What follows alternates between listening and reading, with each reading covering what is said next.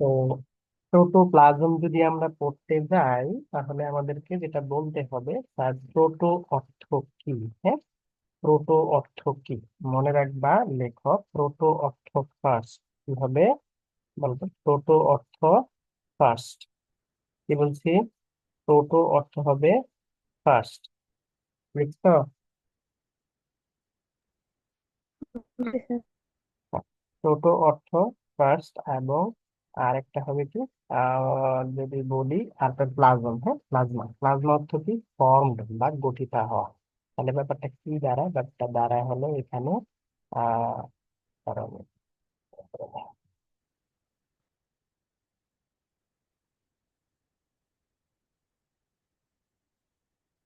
এখন দেখো, তাহলে প্রোটোপ্লাজম মানে হলো, প্রোটো অর্থ ফার্স্ট, আর প্লাজমা, প্লাজমা মানে হলো গঠিত হওয়া।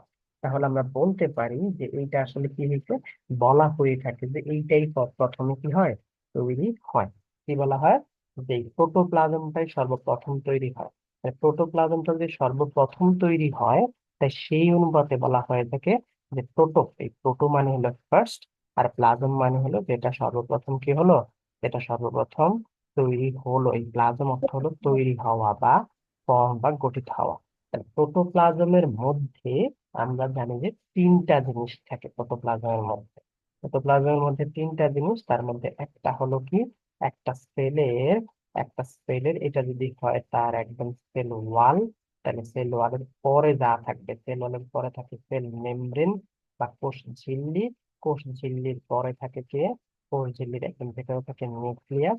আর মিডল পয়েন্টে এটার নাম হলো সাইটোপ্লাজম। এটার নাম যেহেতু সাইটোপ্লাজম, তাহলে আমরা বলতে পারি এটা হলো সেল মেমব্রেন বা কোষ। এটার নাম কি? এই সেল মেমব্রেন বা কোষ ঝিল্লি। আর এরপরে আসে নিউক্লিয়াস, আর এরপর আসে সাইটোপ্লাজম।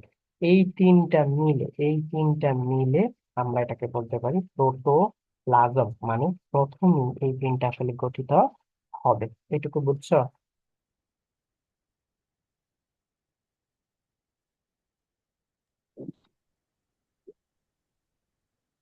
এই তিনটা একটু বুঝাইলে ভালো হতো আমার কাছে। মানে ক্লিয়ার শোনা যাচ্ছে না কথা? না স্যার, ক্লিয়ার আসতেছে। আচ্ছা, তা আমি বললাম যে প্রোটোপ্লাজম কি, প্রোটো মানে হলো ফার্স্ট, এবং প্লাজম মানে হলো গঠিত হওয়া। মানে প্রথম একটা সেল যখন তৈরি হয়, তখন এই প্রোটোপ্লাজম গঠিত হয়। প্রোটোপ্লাজম, তার জন্য আমরা প্রোটোপ্লাজম নাম দিচ্ছি। বুঝছো? তাহলে এইটা প্রোটোপ্লাজম যদি বলি, এটা কেমন? এটা একটু জেলি লাইক, এটা জেলির মতো দেখাচ্ছে। জেলির মতো থকথকে একটা জিনিস। এই কোষের ভেতর একটা কোষ যদি ধরি, এই কোষটার, এইটা যদি বলি সেল ওয়াল বা কোষ প্রাচীর, এরপরে কোষটার আরেকটা তৈরি হয়, সেটার নাম কি? এইটা হলো তার কোষ ঝিল্লি। তাহলে পরের লেয়ারটা কি হবে? কোষ ঝিল্লি। তাহলে প্রথমটা হলো সেল ওয়াল, পরেরটা হলো কোষ ঝিল্লি। কোষ ঝিল্লি একদম ভেতরে থাকে নিউক্লিয়াস।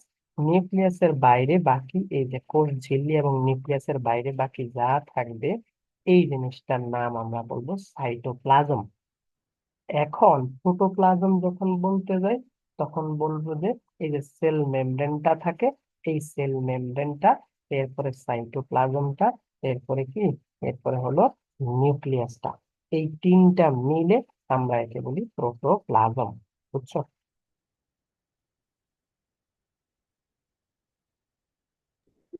যে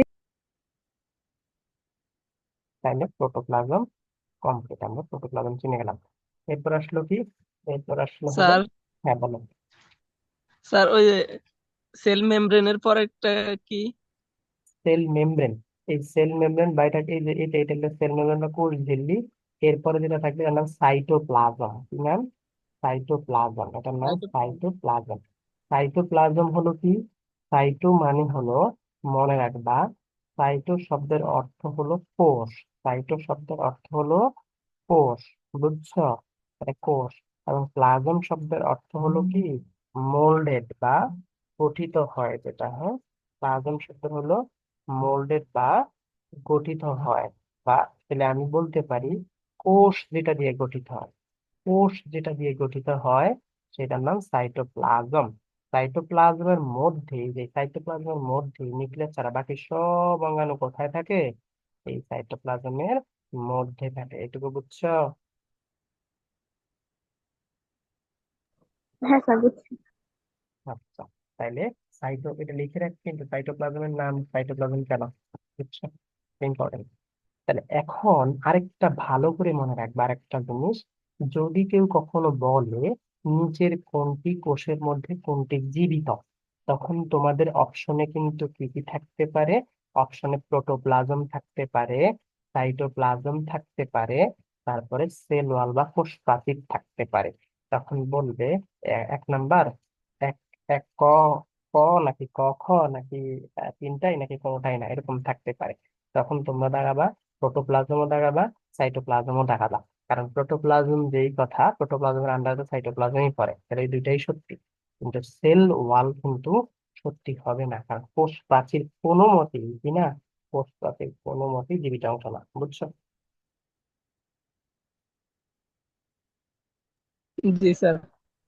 তাহলে এখন প্রশ্ন তোমরা করো নাই, প্রশ্ন আমি করি। স্যার, তাহলে এই যে কোষ প্রাচীর তো আমরা জানি কোষ প্রাচীর উদ্ভিদ কোষে থাকে, প্রাণী কোষে থাকে না। তার মানে উদ্ভিদ কোষের কি সবগুলো কোষই কি কোষ প্রাচীর যুক্ত? না, উদ্ভিদ কোষের সবগুলো কোষই কোষ প্রাচীর যুক্ত না। উদ্ভিদ কোষের সবগুলো কোষের মধ্যে যেগুলো জনন কোষ আছে, ওই জনন কোষে কিন্তু কোষ প্রাচীর নাই, মনে থাকবে? হ্যাঁ স্যার। জনন কোষে কিন্তু কোষ প্রাচীর নাই। এখন সিমরান বলবে জনন কোষ কি।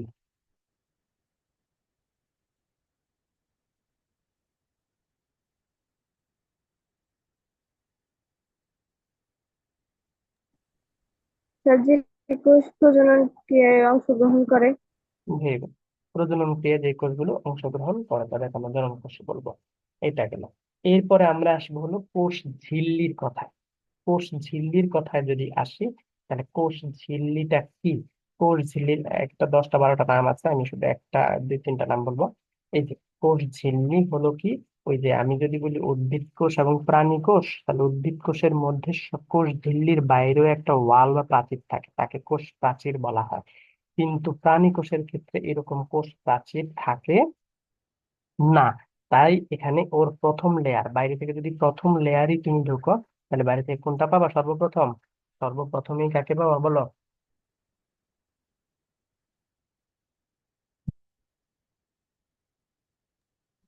তোমরা বোঝো নাই আমার সেল বা প্রশ্নটা, বোঝো নাই?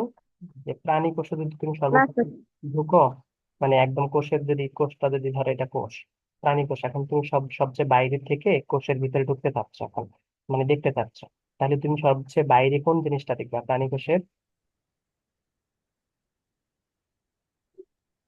Cell membrane.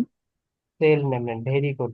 কারণ একদম সবচেয়ে বাইরে উদ্ভিদ কোষে যেটা থাকে সেটা হলো সেল ওয়াল থাকে, আর প্রাণী কোষের ক্ষেত্রে কি হবে সেটা? Sell sell. মেমব্রেন থাকবে, হ্যাঁ, বা কোষ ঝিল্লি থাকবে। কোষ ঝিল্লির আরেকটা নাম হয় প্লাজমা লেমা। কি নাম? Plasma lemma. তার মানে বুঝিয়ে গেছে ভেতরে যে প্লাজমা, অর্থাৎ কি থকথকে যে অংশটা থাকবে সেইটাকে যে ঢেকে রাখে, মানে লেমা। লেমা শব্দের অর্থ হলো আবরণ, মনে রাখো, লেমা শব্দের অর্থ হলো আবরণ, মনে থাকবে? লেমা শব্দের অর্থ হলো আবরণ। okay?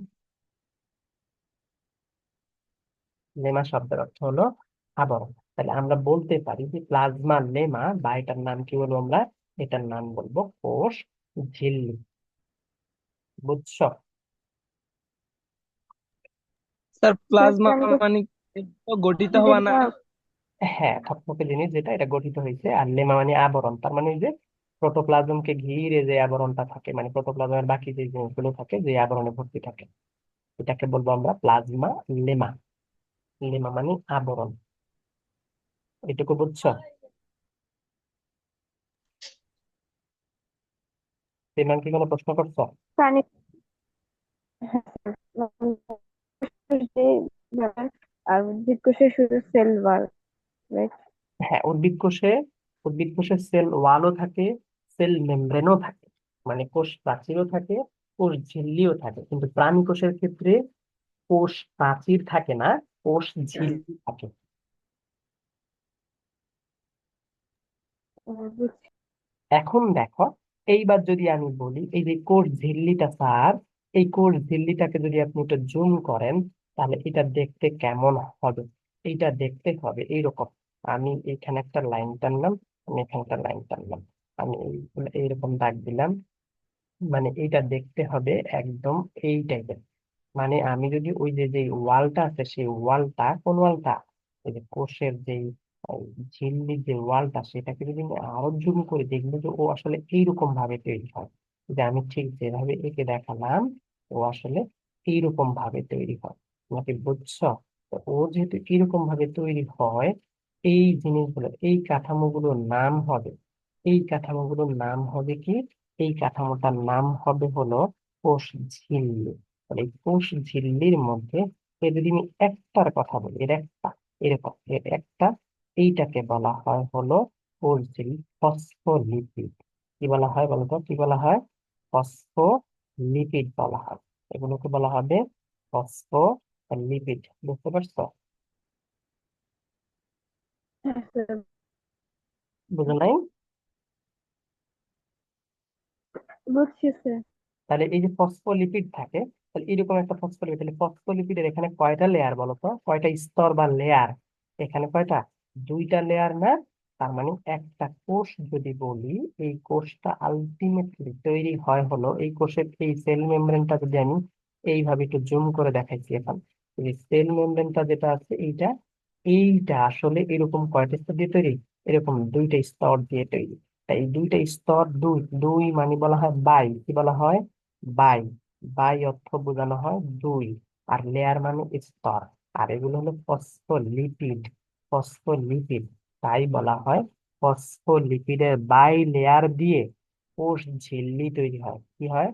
ফসফোলিপিডের মানে ফসফোলিপিড এখানে আছে, ফসফোলিপিড এখানে আছে, এইভাবে এই লেয়ারটা তৈরি হয়, এইভাবে এই লেয়ারটা তৈরি হয়। তাই বলা হয় ফসফোলিপিডের বাই লেয়ার দিয়ে কি হয়, কোষ ঝিল্লি তৈরি হয়। তোমরা কি বুঝছো এই বাই লেয়ার বা দুই স্তর বলতে কি বোঝানো হয়?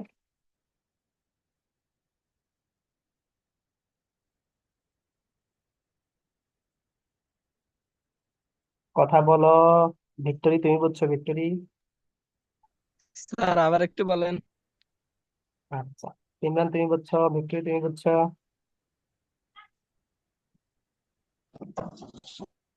No sir. স্যার, বিজয় তুমি বুঝো না? ইমরান বুঝছো? আচ্ছা আমি ছিল। বুঝো নাই?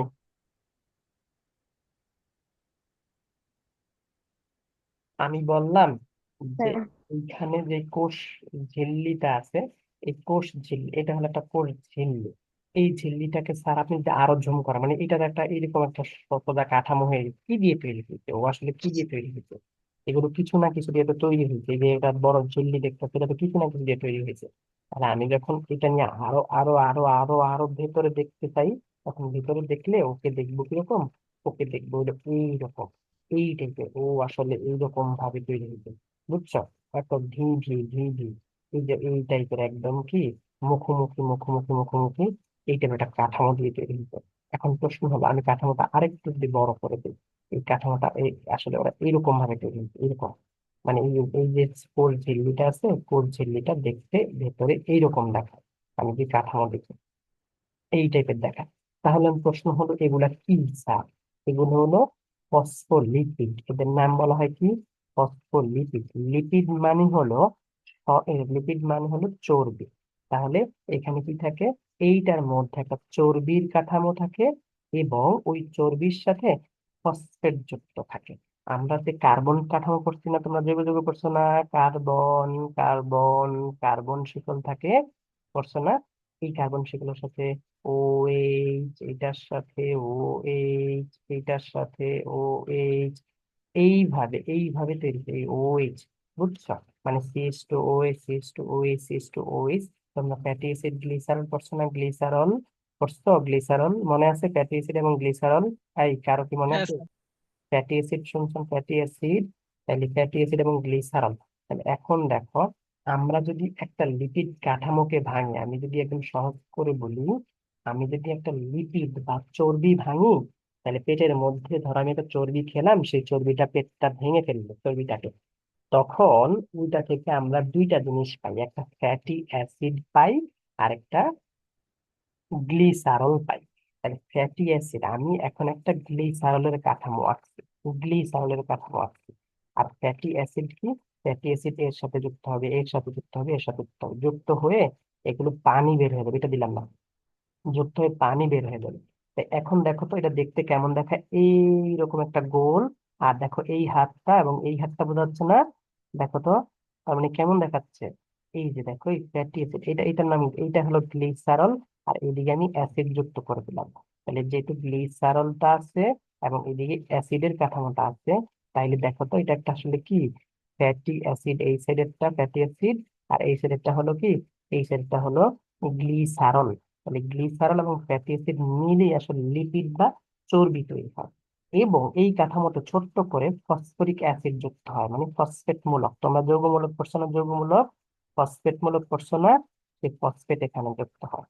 তার মানে দেখো তো, এইটা হলো একটা গ্লিসারলের কাঠামো। কিচ্ছু মনে রাখার দরকার নেই এগুলা। এটা হলো একটা গ্লিসারলের কাঠামো, এইটা হলো একটা ফ্যাটি অ্যাসিড, এই গ্লিসারলের সাথে যুক্ত হয়েছে, এখানটা ফসফেট যুক্ত হয়েছে। তার মানে আমি নামটা বলতে পারি ফসফো। এখানে ফসফো আর গ্লিসারল এবং ফ্যাটি অ্যাসিড মিলে একে বলা হয় লিপিড। তাই আমরা বলতে পারি ফসফোলিপিড। তাহলে ফসফোলিপিডের কাঠামো দেখছো কেমন? জাস্ট লাইক এই টাইপের তৈরি হয় না?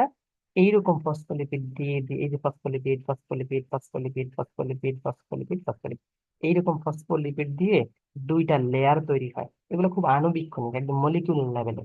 তাহলে এই যে আণুবীক্ষণিক, এই যে এই দুইটা লেয়ার তৈরি হয়েছে, এই দুইটা লেয়ারটাই আসলে, এই যে এই সেল মেমব্রেনটা এভাবে তৈরি হয়েছে, এই দুইটা লেয়ার দিয়ে আসলে সেল মেমব্রেনটা তৈরি হয়েছে। তোমরা কি বুঝছো? জি স্যার, বুঝতে পারছি। কারো কি বুঝতে কোনো অসুবিধা হয়েছে এখানে, বলো তো? না স্যার। আমি কিন্তু কেমিস্ট্রি এখানে পড়াচ্ছি না, আমি জাস্ট ফসফোলিপিড কি এটা ধারণা দেওয়ার জন্য তোমাদেরকে লিপিড এবং গ্লিসারলের কথাটা মানে লিপিডের মধ্যে ফ্যাটি এবং গ্লিসারল থাকে এবং ফসফেট থাকে, এই জিনিসটা বললাম। আচ্ছা, তার মানে আমরা বলতে পারি, এবং এটা স্থিতিস্থাপক। এই যে যে এটা স্থিতিস্থাপক, স্থিতিস্থাপক মানে কি? আমরা ইলাস্টিক বলে, একটা রাবারকে টান দাও, টান দিয়ে ছেড়ে দাও, সে আবার আগের জায়গায় ফিরে আসবে। এটা কি তো বলে কি, স্থিতিস্থাপক। তার মানে এই যে সেল মেমব্রেনটা আছে, সেল মেমব্রেনটা হলো দুইটা স্তর দিয়ে তৈরি। সেল মেমব্রেনটা হলো দুইটা স্তর দিয়ে তৈরি। তাহলে এই দুইটা স্তরকে আমরা বলবো বাই লেয়ার বা বাই মেমব্রেন। কিসের লেয়ার? আর ফসফোলিপিডের লেয়ার। কিসের লেয়ার? ফসফোলিপিডের লেয়ার, মনে থাকবে। তাহলে ফসফোলিপিড দিয়েই আসলে এই সেল মেমব্রেনটা বা কোষ ঝিল্লিটা তৈরি হয়েছে। এইটা কি তোমরা বুঝছো? আমার কি আর কোনো কিছু ভালো লাগবে এখানে?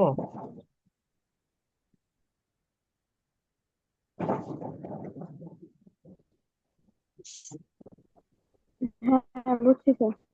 আচ্ছা, তাহলে বিজয় আর শাহরিয়া, শাহরিয়া বোঝে নাই, রূপক বোঝে নাই? হ্যাঁ স্যার। বুঝছো? না স্যার। তুমি ঠিক কি বুঝো না সেটা বলো।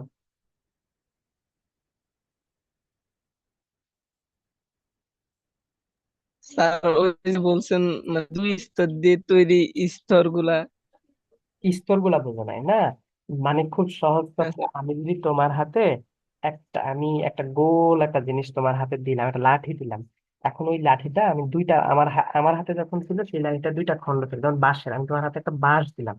ওই বাঁশটা আসলে আমার হাতে যখন ছিল দুই খন্ড ছিল, কিন্তু আমি যখন জোড়া লাগিয়ে তোমার হাতে দিছি তুমি বুঝতেই পারো না। আমি ধরো গাম টাম লাগিয়ে দিলাম, কি বলতে আমার কাছে মনে হচ্ছে এটা একটা এটা একটা কি বাঁশ, এটা এই মনে হচ্ছে। কিন্তু আমি আসলে দুইটা খন্ড ওখানে কি করে দিছি, দুইটা খন্ড যোগ করে দিয়ে, বাঁশের অর্ধেক অর্ধেক করে যোগ করে দিয়ে তোমার হাতে দিলাম। তাহলে এখন তুমি বলো তো, তুমি যখন আবার এটা নিয়ে একটু ভালো করে ঘেঁটে দেখবা, তুমি দেখবা আল্লাহ এই বাঁশটা তো দুইটা খন্ড দিয়ে স্যার আমাকে দিতে। তাহলে তুমি কি বলতে পারবা না এটা দুইটা লেয়ার দিয়ে সুন্দর করে একটা বাঁশ তৈরি হয়েছে? বলতে পারবা কি পারবা না? পারবো স্যার। সেম ব্যাপারটা এখানেও হয়েছে, এখানে ওই বাঁশের এই খন্ডের মধ্যে ফসফোলিপিড ছিল, এই খন্ডের মধ্যে ফসফোলিপিড ছিল। এই দুই ফসফোলিপিড মিলে পুরো একটা খন্ড তৈরি হয়েছে। আমি যদি বলি এরকম, মানে এই লেয়ার একটা তৈরি হয়েছে, ধর একটা বাঁশের মতো তৈরি। এবার বুঝছো? এইটাই আসলে, এটা তো অনেক বড় দেখাচ্ছে, আমি এখন জুম করে, এইটাই আসলে কি, এইটাই দেখতে এই সোজা এরকম একটা জিনিস। আর এইটাই হলো কে, এই যে তৈরি করছে, বুঝতে পারছো? হ্যাঁ স্যার। আচ্ছা, এইবার ক্লিয়ার। শাহরিয়া তুমি বুঝছো? আমি তাহলে এইটুকু ক্লোজ করব। জি কারণ কোষ ঝিল্লিটা জানা খুবই খুবই ইম্পর্টেন্ট, কারণ কোষ ঝিল্লি নিয়ে আমি অনেক কথা বলবো। কোষ ঝিল্লি, তোমাদের এখানে কোনো সমস্যা না থাকলে আমি আবার তাহলে আমি সামনের দিকে যাই। এইখানে দেখো ফসফেট যুক্ত হয়েছে, ফসফেট নিয়ে অনেক কথাবার্তা আছে, আমি মাঝে মাঝে বলবো। তো তোমরা শুধু মনে রাখো এটা ফ্যাটি অ্যাসিড। আমি কিন্তু লিপিড ধরবো, আমি কিন্তু আবার বলে আমি লিপিড কিন্তু ধরবো, লিপিড কি জিনিস, কারণ আমি তোমাদের যখন হিউম্যান, এইটা তো ডিকশনারির মতো চ্যাপ্টার, আমি যখন সামনের দিকে চ্যাপ্টারের দিকে যাব তখন কিন্তু আমি যে হজম, তোমাদের যে পরিপাক তন্ত্র, পুষ্টি, পৌষ্টিক নালী, এই যে জিনিস পড়াবো, তখন কিন্তু এই কথা আমি জিজ্ঞেস করবো। ওকে, এই কথাটা সবার জন্য সত্যি, যা যা যা বলছি, যে একটা লিপিডের আসলে দুইটা জিনিস থাকে, একটা হলো কি, একটা হলো ফ্যাটি অ্যাসিড, এই যে ফ্যাটি অ্যাসিড, আর একটা হলো গ্লিসারল। এই যে ফ্যাটি অ্যাসিড এবং একটা কি থাকে, গ্লিসারল থাকে। এই ফ্যাটি অ্যাসিড এবং গ্লিসারল দিয়ে আসলে যে লিপিড তৈরি হয়, সেই লিপিডটার সাথে একটা ফসফেট থাকে, সেই ফসফোলিপিড দিয়ে একটা কোষ ঝিল্লি তৈরি হয়। এই কোষ ঝিল্লির কয়টা লেয়ার থাকে স্যার? কোষ ঝিল্লির দুইটা লেয়ার থাকে। এই জন্য আমরা বলি যে কোষ ঝিল্লি আসলে কি করে, এই প্রোটোপ্লাজম যেটা আছে, এই প্রোটোপ্লাজম ভিতরে যে প্রোটোপ্লাজম, এই প্রোটোপ্লাজমের মধ্যে নিউক্লিয়াস আছে, সাইটোপ্লাজম আছে, এই সাইটোপ্লাজমকে ঘিরে এই যে অংশটা থাকে, তাকে আমরা বলি হলো কোষ ঝিল্লি, যার দুইটা স্তরে, আর দুইটা স্তরে থাকে। এবং এগুলো কি হয়, স্থিতিস্থাপক হয়। এগুলো কি হয়, স্থিতিস্থাপক হয়। স্থিতিস্থাপক কেমন, একটা রাবারকে যদি টান দিলে ছেড়ে দিলে সে আগের জায়গায় ফিরে যাবে, এই বিষয়টা হলো স্থিতিস্থাপক। তার মানে আমরা কোষ ঝিল্লির বৈশিষ্ট্য বললাম। এ হলো কি, প্রোটোপ্লাজমের বাইরে থাকবে, প্রোটোপ্লাজমের বাইরে বা প্রোটোপ্লাজমেরই অংশ, কিন্তু সে সর্ব বাইরে থাকবে, এবং সে একটা স্থিতিস্থাপক পর্দা, এবং তার থাকে দুইটা স্তর। তাই এটাকে আমরা বলি প্লাজমা মেমব্রেন বা প্লাজমা লেমা বা কোষ ঝিল্লি। এটার আরেকটা নাম বলা হয় ইউনিট মেমব্রেন। কি বলা হয়? Unit membrane. এটা কেন ইউনিট মেমব্রেন বলা হয় বা একক পর্দা বলা হয়? এইটা একক পর্দা বলা হয় এই জন্য, যেহেতু তোমার বইতে নাই, তারপর আমি বলতেছি কারণ সামনে এটা লাগবে এই কথাটা। ইউনিট মেমব্রেন বা একক পর্দা বলা হয় এই জন্য যে, আমরা তো জানি দৈর্ঘ্যের একক মিটার, তাহলে প্রস্থের একক আমি মিটার ধরি, আমি উচ্চতার একক মিটার ধরি, আমি গভীরতার একক মিটার ধরি। এটা দ্বারা কি বোঝায়, আমি একটা শুধুমাত্র একক ধরে নিলাম যে এইটুকু দৈর্ঘ্য হয়, মানে দৈর্ঘ্য, এই দৈর্ঘ্যের জন্য আমি একটা একক ধরলাম। হ্যাঁ, দৈর্ঘ্যের নাম চেঞ্জ হয়েছে প্রস্থ, কিন্তু বিষয়টা সেম, বিষয়টা সেম, তাই ওগুলো একক হিসেবে কাজ করে। উচ্চতা, উচ্চতাও কি একটা দৈর্ঘ্য, তাহলে বিষয়টা সেম বোঝায়, তাই আমি মিটার দিয়ে প্রকাশ করতে পারি। অর্থাৎ দৈর্ঘ্যের মতো এমন যত কিছু আছে সবাই আমি মিটার দিয়ে প্রকাশ করতে পারি। সেম, আমরা এরকম কোষের মধ্যে অনেক অঙ্গাণু দেখবো যাদেরকে কি করতে হয়, ঢাকতে হয়, যাদেরকে কি করতে হয়, এরকম ঢাকতে হয়। তাহলে সেই ঢাকতে যে হইলে পর্দা দিয়ে আবৃত করতে হবে, সেই পর্দাগুলো কি দিয়ে তৈরি? আল্লাহ কি সবগুলো পর্দা কি আলাদা আলাদা করে তৈরি করছে? না। এই যে এইটা যেমন সেল মেমব্রেনটা যেমন যে ইউনিট মেমব্রেন দিয়ে তৈরি হয়েছে, বা যেইভাবে ফসফোলিপিড দিয়ে তৈরি হয়েছে, কোষের মধ্যে অনেক আরো অঙ্গাণু আছে যারা কি দিয়ে তৈরি হয়েছে, সেম টাইপের এইরকম পর্দা দিয়ে তৈরি হয়েছে। তুমি কি বুঝছো এই কথাটা তোমরা? হ্যাঁ স্যার। হ্যাঁ, তাহলে এটা জানা কিন্তু আবশ্যক, কারণ আমি সামনে আরেক কিছু বিষয় বলবো। তো তো ইউনিট মেমব্রেনটা বুঝতে পারলে ভালো। কারণ ইউনিট মেমব্রেন যেটা, সেল মেমব্রেন যেভাবে যেই যেরকম পদার্থ দিয়ে তৈরি হয়, কোষের ভিতরে আরো কিছু অঙ্গাণু আছে, সেই অঙ্গাণুগুলো কি দিয়ে তৈরি হবে, এইভাবেই তৈরি হবে। সেই অঙ্গাণুগুলোকে যদি আমি বলি, তাহলে তাদের মধ্যে দুই টাইপের অঙ্গাণু পাবো আমরা। দুই টাইপের অঙ্গাণু পাওয়ার আগে আমি আরেকটু কোষ ঝিল্লি নিয়ে কথা বলে নিই।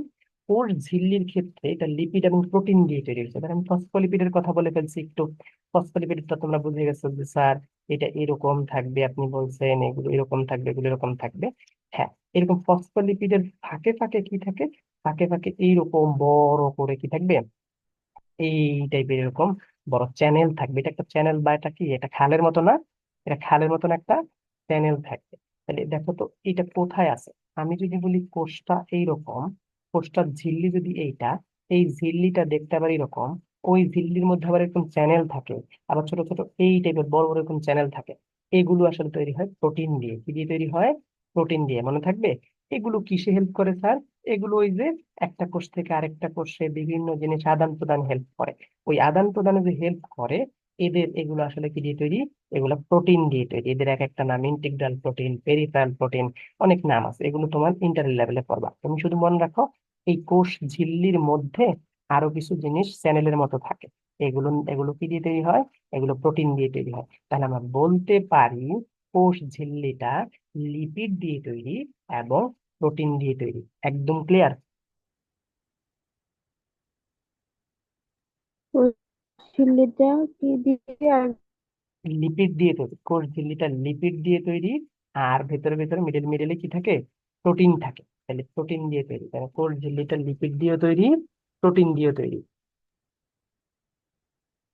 স্যার? এইটুকু বুঝছো? সবাই কথা বলো, একসাথে বলো যে বুঝছি। বুঝছে। আর যদি বুঝে থাকো, যদি কথা না বলো, তাহলে একটা লাইক বাটন দিয়ে, তোমাদের সামনে কি বাটন আমি রাখছি কিছু? ও, কোনো বাটন রাখিনি আমি, কারণ আগে ছিল, আমি কি করছি, আমি আপডেট দিচ্ছি। আচ্ছা, ঠিক আছে। এখন দেখো এরপর আসলো কি, এরপরে যে কথাটা আছে কোষ ঝিল্লি নিয়ে আরেকটু কথা আছে। কোষ ঝিল্লির বলছে ভাঁজ আছে, ভাঁজ। এগুলো আসলে সব কোষ ঝিল্লি এরকম ভাঁজ হয় না, হ্যাঁ।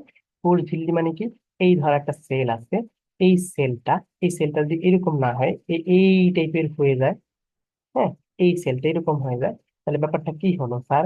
মনে করি সেলটার মধ্যে কি আছে, সেলটার মধ্যে একটা ভাঁজ পড়ে গেছে না বলতো? এই মেমব্রেনটার কোষ ঝিল্লির মধ্যে একটা ভাঁজ পড়ে গেছে না? এরকম ভাঁজ পড়ে যায়। তাহলে এরকম পাশাপাশি পাশাপাশি পাশাপাশি অনেক কোষ এইভাবে যদি ভাঁজ পড়ে পড়ে পড়ে পড়ে থাকতে পারে না, বলো থাকতে পারে কি পারে না? থাকতে পারে। তো তাহলে স্যার সব কোষই কি কোষ ঝিল্লি কিরকম হয়? না না, সব কোষ এরকম হয় না। আমাদের পেটের মধ্যে, মানে আমি যদি সব ক্ষুদ্রান্তের মধ্যে যে কোষগুলো আছে, ক্ষুদ্রান্তের মধ্যে আমাদের তো এই যে ক্ষুদ্রান্ত আছে, বৃহদান্ত আছে, এই যে এই জায়গাগুলোতে, এই জায়গাগুলোতে যে কোষগুলো থাকে, এই কোষগুলো এরকম হয়। এগুলো কি হয়, ওই কোষগুলোর একদম কোষের এই বাইরের স্তর না, এই বাইরের স্তরটা এরকম দেখায়, এরকম। তো এরা এরকম একেবারে ভাঁজ হয়ে যায়। এই যে ভাঁজ হয়ে গেছে, মনে হচ্ছে এটা আঙ্গুলের মতো না, আঙ্গুলি খাই না আমরা, দেখো আঙ্গুলের মতো হয়ে গেছে। এই আঙ্গুলের মতোই এটা একটা প্রক্ষেপ বলা হয়, আঙ্গুলের মতো এই প্রক্ষেপকে বলা হয় হলো মাইক্রো ভিলাই। কি বলা হয়? Micro villi. বুঝতে পারছো? এই জন্য বলা হয় কোষ ঝিল্লি, মানে মানে ভাঁজ হয়ে যায়। তাহলে কোথায় থাকে এটা, ম্যাক্সিমাম মাইক্রো ভিলাই কোথায় থাকে? ওই যে আমাদের যে ক্ষুদ্রান্ত আছে, ওই ক্ষুদ্রান্তের যে দেয়াল আছে, দেয়ালের মধ্যে এরকম কোষগুলো থাকে। থাকলে কি হয়, এই মাইক্রোভিলাই হলে এইখানে অনেক জায়গা আছে না, আয়তন